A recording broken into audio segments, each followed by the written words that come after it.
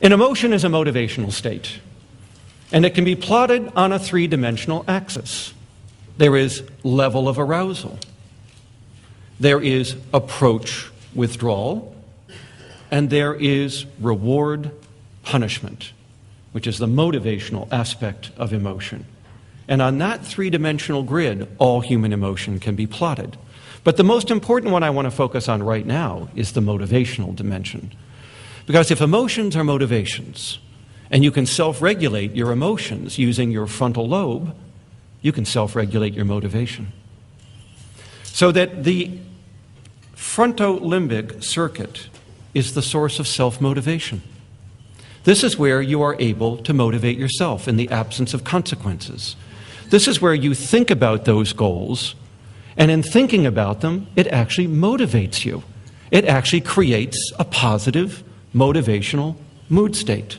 You want that goal, you want to attain it, and you will use that motivation to sustain action over time in the absence of consequences.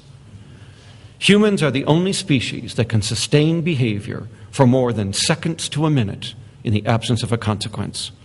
All other species are Skinnerian, stimulus-response organisms, but not humans. Humans can build in a pause, and in that pause they can aim their behavior further ahead in time, and they can reach into the limbic system and motivate that behavior.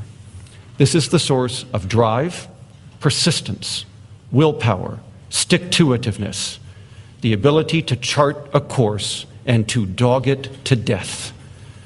As Walt Disney said, the secret of all success is this ability to take an idea and to sustain action toward it, in spite of all irrelevant activity going on around you. You know it as persistence and determination. Most adults would refer to this as willpower. And it is what many adults with ADHD who we have interviewed have said that they lack. The ability to engage in a self-disciplined, persistent course toward their goals. They have goals, they have ideas, they have wishes, they have dreams. There are things they hope to accomplish in life, and most of them will never be attained. Not because the ideas were not good ones, not because the what and the when were impaired, but because they can't fuel the fuel tank. This is like a great cruise missile with a brilliant computer system and a map of the enemy's terrain, and the fuel tank is empty. The missile sits on the launching pad. Brilliant as its plans may be, it cannot get off the pad.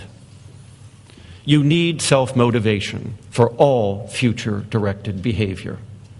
And so now we know where the self-motivation deficits are coming from. The corollary of this deficit is that people with ADHD will always be dependent on the immediate consequences that surround them for how long they can sustain an action, for how long they can persist. They will be externally dependent on the fuel for their behavior. Others are internally dependent. They generate their own motivational states.